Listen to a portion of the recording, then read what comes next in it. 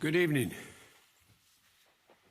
Before I turn to today's meetings, I want to say a short word about our ongoing fight against COVID-19 at home. We've made enormous progress in the United States. Much of the country is returning to normal, and our economic growth is leading the world, and the number of cases and deaths are dropping dramatically. But there's still too many lives being lost. We're still averaging the last 7 days loss of 370 deaths per day. 370 deaths, that's significantly lower than at the peak of this crisis, but it's still a real tragedy. We're approaching a sad milestone, almost 600,000 lost lives because of COVID-19 in America. My heart goes out to all those who've lost a loved one. I know that black hole that seems to consume you, that fills up your chest when you lose someone that's close to you that you adored. That's why I continue to say to America, if you've not been vaccinated, get vaccinated. Get vaccinated as soon as possible. We have plenty vaccinations. Plenty of sites. We have more work to do to beat this virus. And now's not the time to let our guard down. So please get vaccinated as soon as possible. We've had enough pain. Enough pain. Folks, I know it's after 9:30 Brussels time, 9:30 p.m., and I'm still at NATO. You're all excited about that, I know. But I've had a chance to meet with several leaders recently, and I've had calls with others. It's been an incredibly productive day here.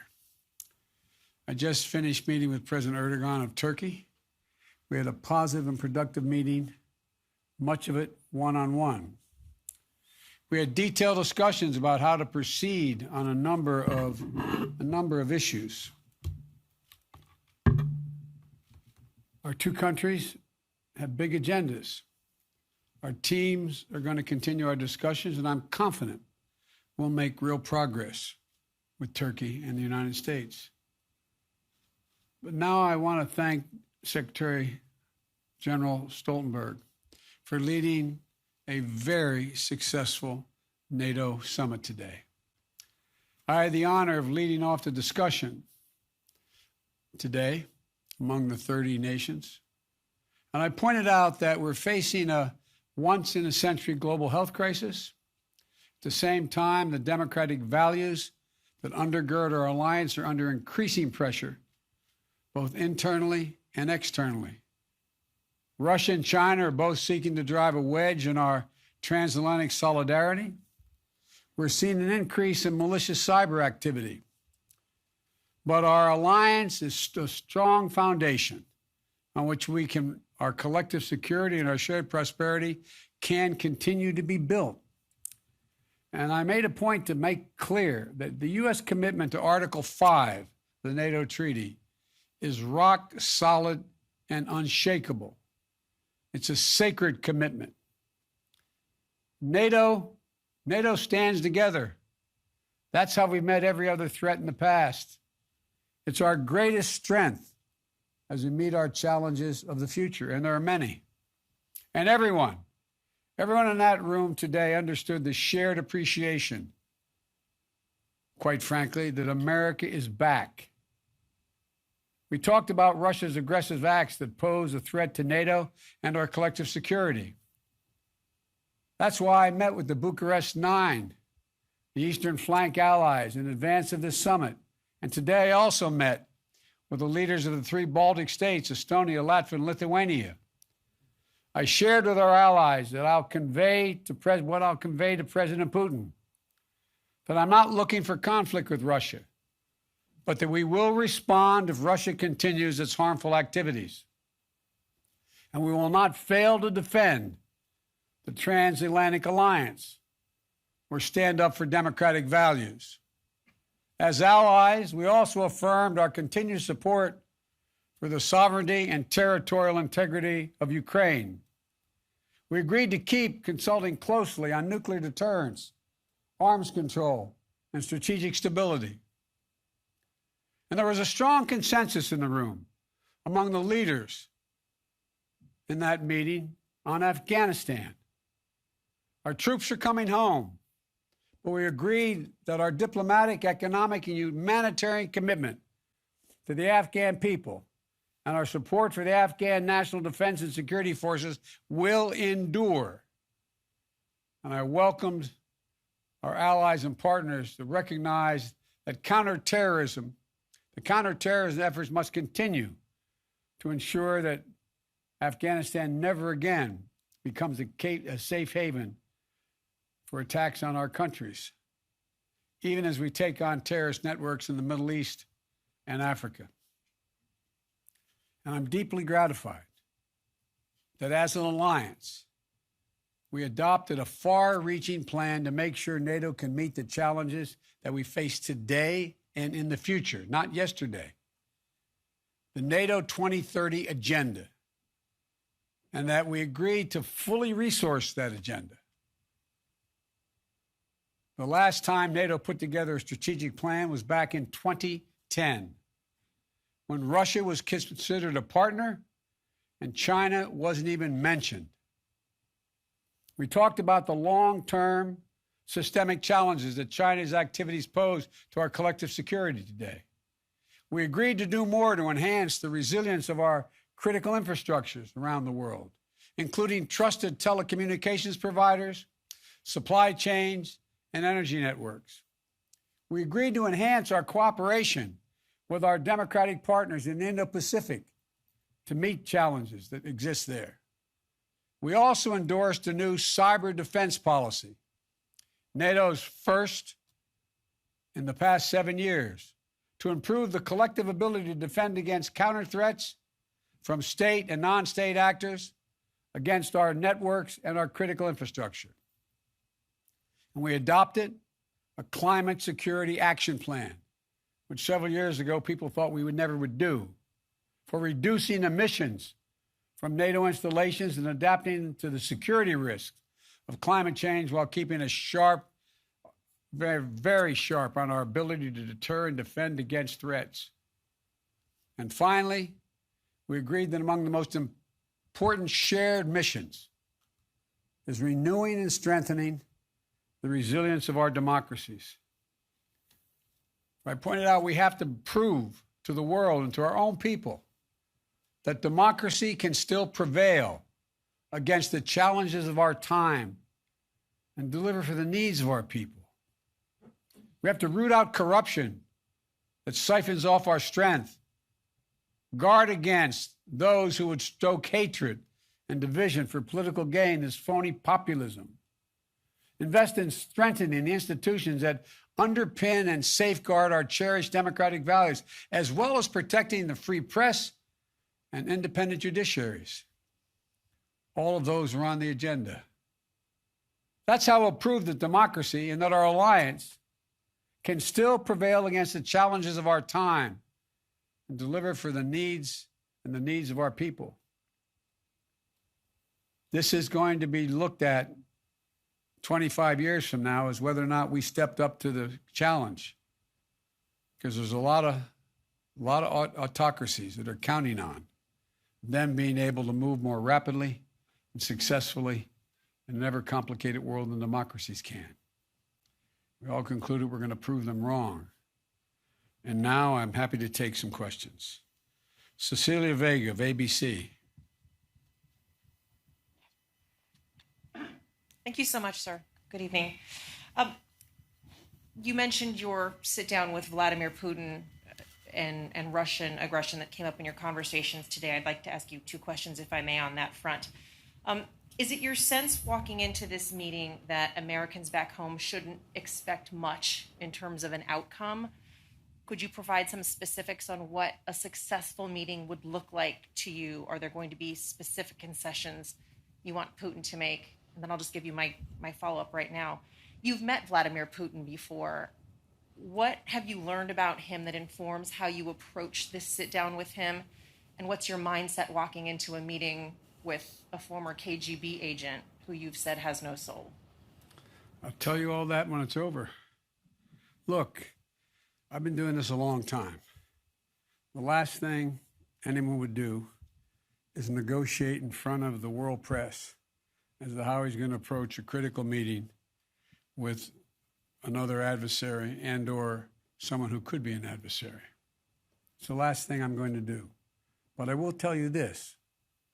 I'm going to make clear to President Putin that there are areas where we can cooperate if he chooses. And if he chooses not to cooperate and acts in a way that he has in the past relative to cybersecurity and some other activities, then we will respond. We will respond in kind. There need not be. We should decide where it's in our mutual interest, in the interest of the world, to cooperate and see if we can do that. And the areas where we don't agree, make it clear what the red lines are. I have met with him.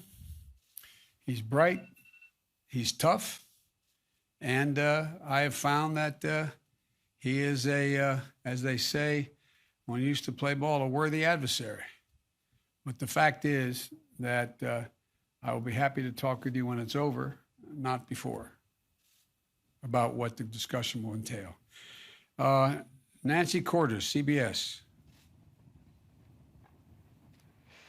Thank you, Mr. President. I also have two questions about Vladimir Putin. The first is, have any of the world leaders you've met with this week expressed concern that by meeting with President Putin this early in your presidency, that it'll look like you're rewarding him?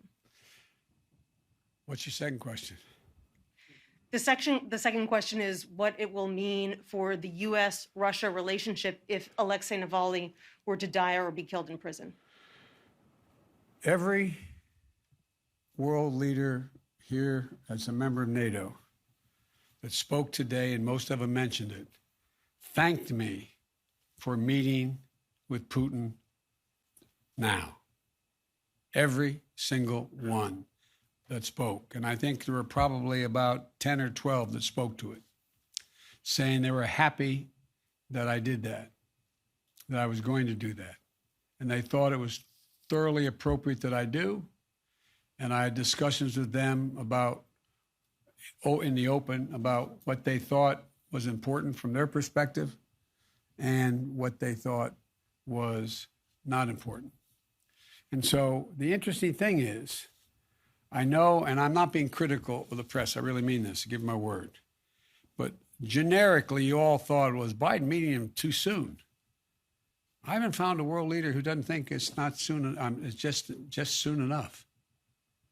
Everyone that I've spoken to, privately and publicly, it doesn't mean there aren't some out there, but it's not likely that a head of state is going to stand up in front of 29 other heads of state and say, boy, I'm glad you're doing this, in effect. So there is a consensus. And they thanked me for being willing to talk with them about the meeting and what I intended to do. So I haven't found any reluctance. There may be someone, but not in open today or in the meetings I privately had as well. And Navalny's death would be another indication that Russia has little or no intention of abiding by basic, fundamental human rights. It would be a tragedy. It would do nothing but hurt his relationships with the rest of the world, in my view, and with me. Jeff Zelny, CNN.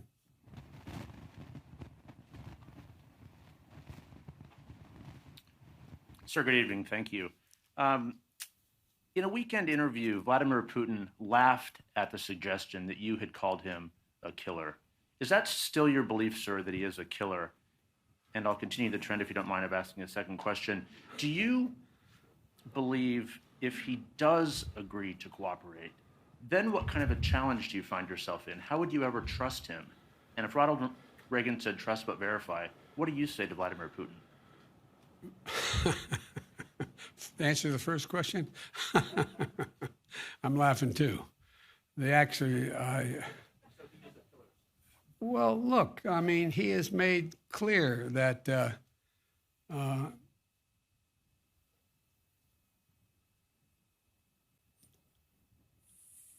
answer is, I believe he has in the past essentially acknowledged that he was, there are certain things that he would do or did do. But look, when I was asked that question on air, I answered it honestly. But it's not much of a, I don't think it matters a whole lot in terms of this next meeting we're about to have.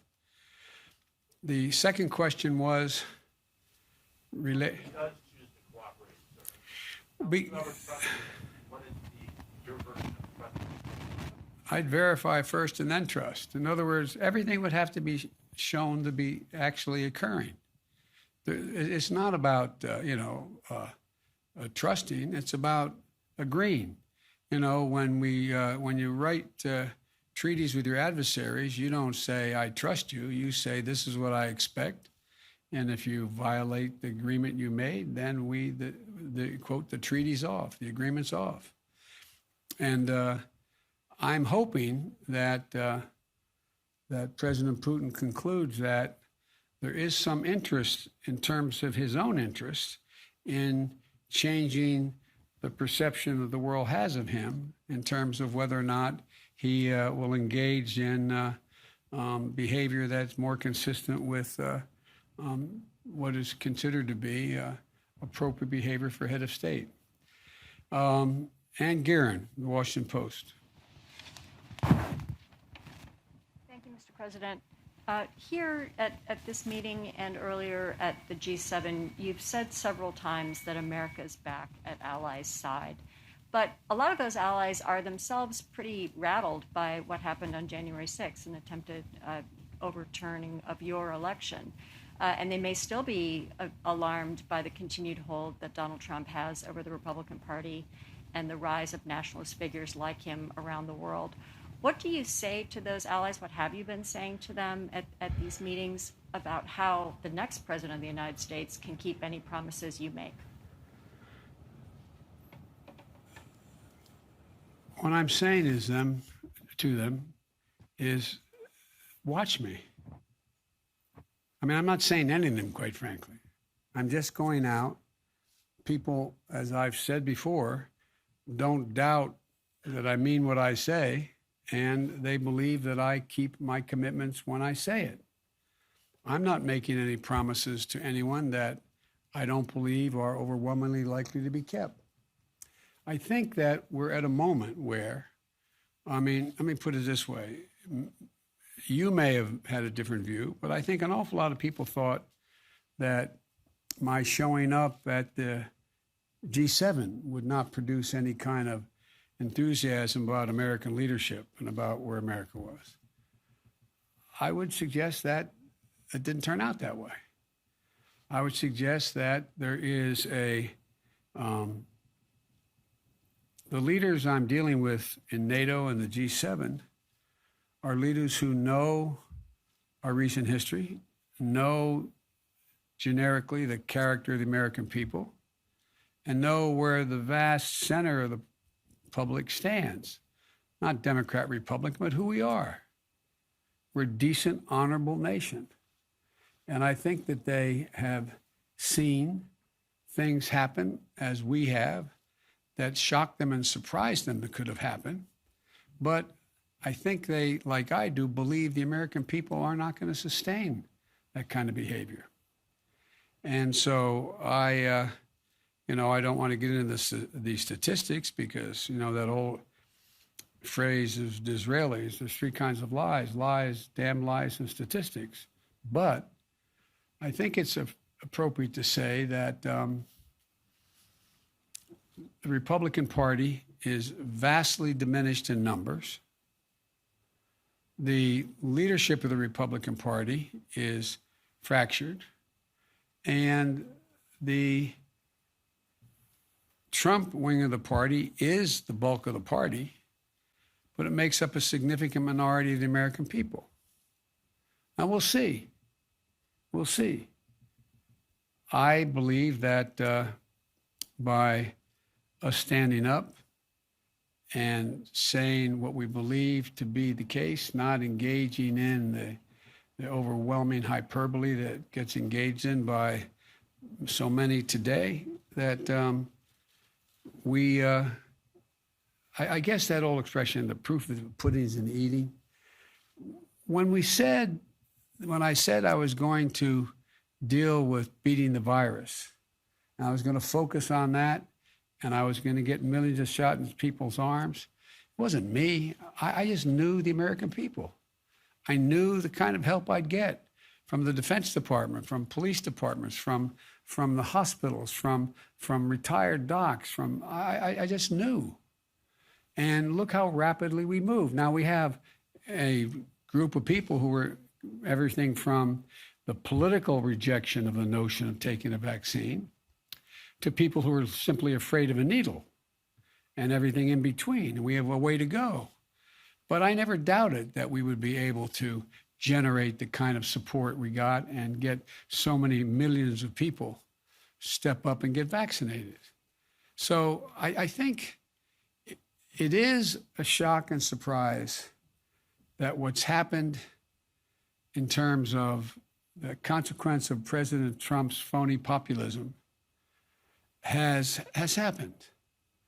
And it is disappointing that so many of my Republican colleagues in the Senate, who I know better, have been reluctant to take on, for example, an investigation because they're worried about being primaried. But at the end of the day, we've been through periods like this in American history before, where there has been this reluctance to take a chance on your reelection because of the nature of your party's politics at the moment. I think this is passing. I don't mean easily passing. That's why it's so important that I succeed in my agenda. The agenda, whether it's dealing with the vaccine, the economy, infrastructure, it's important that we demonstrate we can make progress and continue to make progress. And I think we're going to be able to do that. So,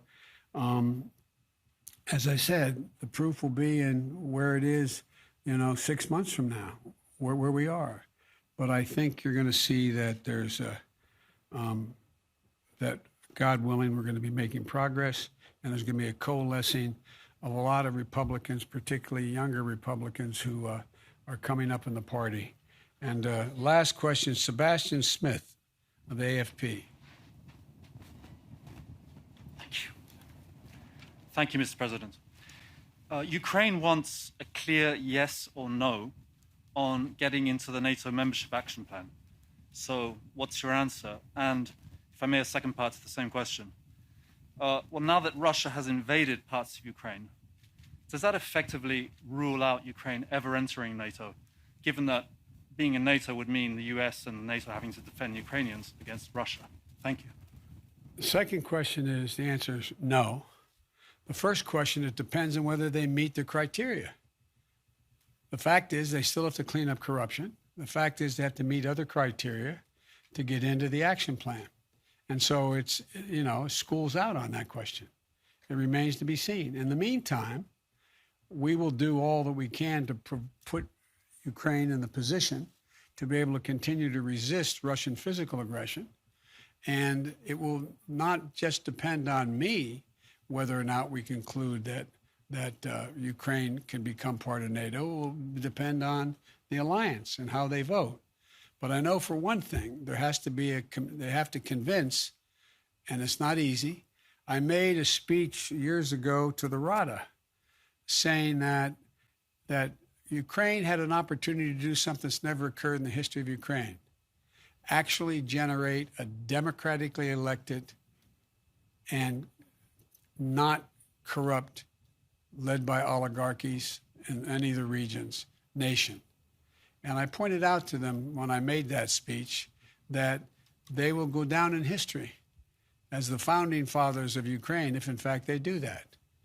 They have more to do, but that does not justify the fact they have more to do. Russia taking aggressive action, either in the Donbass or on the sea, or in any part of Ukraine. And we're going to put Ukraine in a position to be able to maintain their physical security. Thank you all so very much. Sorry you're all here so late. Thank you very much.